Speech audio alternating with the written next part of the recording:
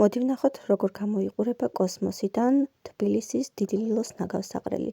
ეს შავები არის წყლის შემკრები რეზერვუარები, რომლებიც თავის ფუნქციას ვერ ასრულებენ, ხოლო ეს შავე არის ტბა, ეგრეთ წოდებული ტბა, რომელიც წარმოიქმნა პირველი უჯრედიდან, ანუ პირველი გორაკიდან წამოსული ნაგვის წყლით, რომელიც თავისუფლად ჩაედინება გრუნტში, ანუ მიწაში და უერთდება გრუნტის წყლებს, ანუ მიწისქვეშა წყლებს, რომლებიც შემდეგ არაპირდაპირი გზით ხვდებიან ადამიანის ორგანიზმში.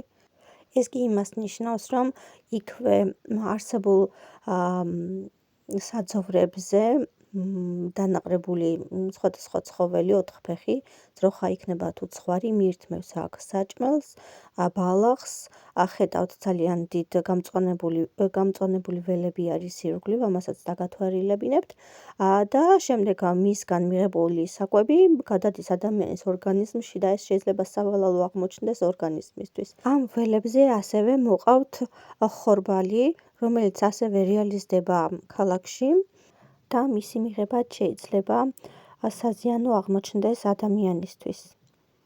ნაგავსაყრელის წესების დარღვევით მოწყობის გამო ძალიან ზარალდება ახლოს მცხოვრები მოსახლეობა და ხედავთ აი ეს პატარა სახლები ზემოდან როგორც ჩანს, ძალიან ახლოს არის ნაგავსაყრელიდან და მისგან წამოსული სუნი ადამიანებს ძალიან ცუდ მდგომარეობაში აგდებს და აზიანებს მათ ჯანმრთელობას უკვე 15 წელია. ამ სუნითა და სხვა ნივთიერებებით, რომლებიც ნაგავსაყრელიდან მოდის, ზიანდება დაახლოებით 5 სოფლის მოსახლეობა. სოფლებს ვამბობ, თუმცა უკვე თბილისს ეკუთვნის უმრავლესობა მარტყოფის გარდა.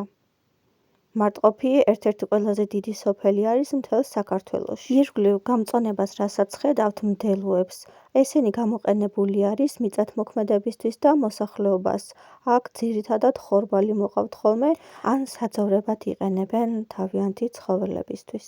აი ეს თეთრი ხაზი კი, რომელიც ნაგავსაყრელს ირგვლივ მიუყვება და ძალიან ახლოს არის მასთან, არის არხი, რომელიც ასევე ბინძურდება, როგორც მიწისქვეშა წყლებით, ისე ზემოდან მასში ჩაყრილი ნაგვით და სხვადასხვა ნაწილაკებით და შემდეგ ზუსტად ეს არხი გამოიყენება როგორც სარწყავად, ისე ჩაედინება თბილისის ზღვაში და როგორც ვიცით, თბილისის ზღვის წყალი მიეწოდება თბილისის მოსახლეობის უმრავლესობას სასმელ წყლად.